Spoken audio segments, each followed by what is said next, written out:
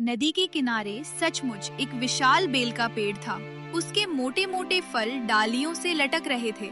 बारिश की बूंदें उन पर फिसल जाती थीं। पीहू ने एक बड़े बेल फल को गौर से देखा। अगर मैं इसे अंदर से खोखला कर दूं, तो ये मेरा घर बन सकता है। पानी भी अंदर नहीं आएगा। उसने मेहनत शुरू कर दी। अपनी छोटी चोट से धीरे धीरे फल को कुरेदने लगी। काम मुश्किल था, पर माँ बनने की ताकत उसके अंदर थी। कई घंटों की मेहनत के बाद उसने अंदर एक छोटा सा सुरक्षित कोना बना लिया। बाहर से फल बिल्कुल सामान्य दिखता था, लेकिन अंदर सूखा और सुरक्षित। पीहू ने राहत की सांस ली। अब चाहे जितनी बारिश हो, मेरा बच्चा सुरक्षित रहेगा। वो अंदर बैठ गई और पहली बार कई दिनों बाद चैन से सोई। उसे नहीं पता था कि दूर पहाड़ी पर बैठा शेरूबाज उसे ढूंढ रहा है। नदी किनारे लगे विशाल बेल के पेड़ पर बारिश अब भी थमने का नाम नहीं ले रही थी।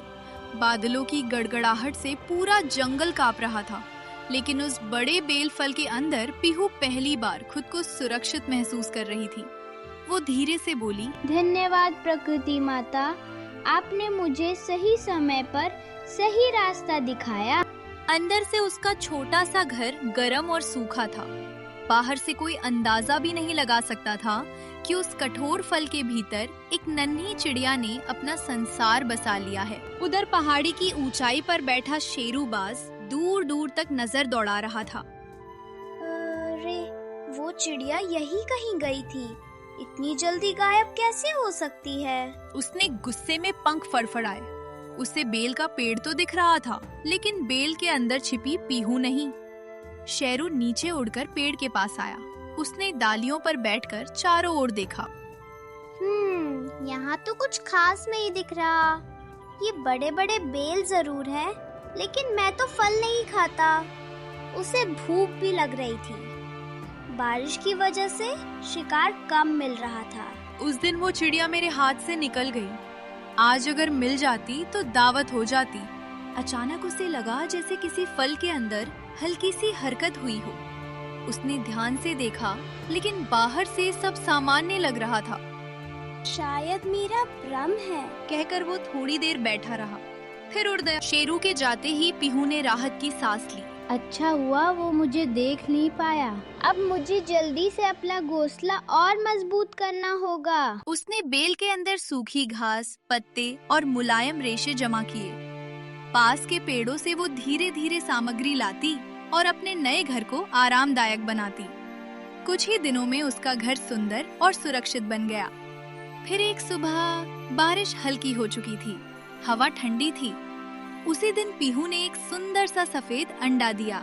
उसकी आंखों में आंसू आ गए। मेरे बच्चे, मैं तुम्हें हर मुसीबत से बचाऊंगी। लेकिन जंगल में मुसीबतें कभी अकेली नहीं आती।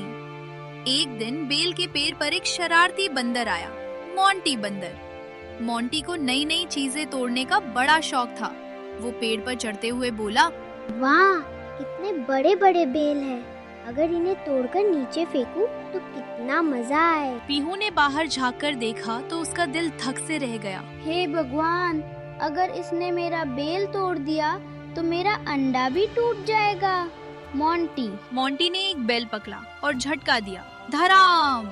एक बेल नीचे गिरा। पीहू कांप उठी। अगर अगला बेल मेरा हुआ तो? उसने तुरंत दिमाग लगाया। पीहू ने अपनी आवाज बदलकर जोर से कहा, अरे मोंटी भाई, सावधान, उस बेल में तो मधुमक्खियों का छत्ता है। मोंटी चौंक पड़ा। क्या? मधुमक्खियाँ? हाँ, कल ही मैंने देखा था। जो भी बेल तोड़ेगा उसे मधुमक्खियाँ काट लेंगी। मोंटी को मधुमक्खियों से बहुत डर लगता था। एक बार वो उनके डंक का शिकार हो चुका था। वो घबराकर बोला, अरे नहीं भाई, मुझे नहीं चाहिए बेल। और वो तुरंत पेड़ से नीचे उतर गया। पीहू ने राहत की सांस ली। बुद्धि से बड़ा कोई हथियार नहीं।